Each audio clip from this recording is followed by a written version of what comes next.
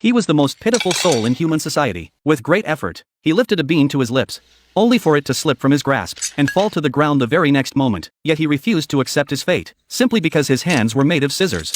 He could not eat like others. Seeing this, the kind-hearted Peg quickly handed Edward a pat of butter. Edward politely cut off a small piece and spread it on his bread. Through persistent effort, he tasted real food for the very first time. Yet Edward knew he was seen as a cold machine by humans since his creation.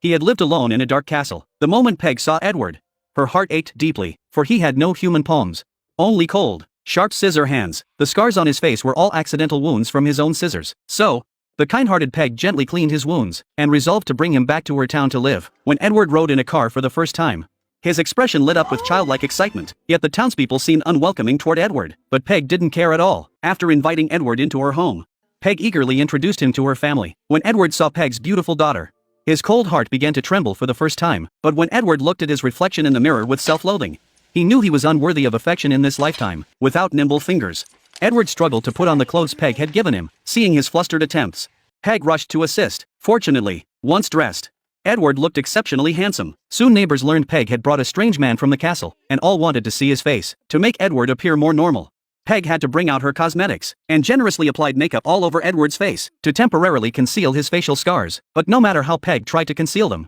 she couldn't achieve the desired effect. Darn this stuff! Outside the house, Peg's husband was trimming leaves, preparing for a party for the neighbors to introduce their new family member, Edward. Unexpectedly, Edward watched the man's movements and began mimicking his trimming. Then, under the gaze of two boys, a charming dinosaur silhouette emerged before everyone's eyes. The man was overjoyed at the sight. Afterward, Edward trimmed shapes of Peg's entire family, beautifying the entire garden. The little boy wanted to quickly wash the dirt off Edward's shears, but the man immediately stopped him, explaining water would rust his tools. Instead, he sent his son to the garage for lubricant to care for the shears. And in that very moment, the man welcomed a new guest into his home. Gradually, word of Edward's skill spread throughout the town. People began choosing him to trim their lawns into beautiful patterns. Even the little dog, under Edward's touch, was transformed into a goddess-level dog, becoming the town's most fashionable pet. Soon, all the neighbors were rushing to have their dogs groomed by Edward. He became beloved by all. Edward's skills weren't limited to pets. He could also give women stunning long hairstyles, offering every trendy look imaginable. The women raved about his craftsmanship. Yet late at night,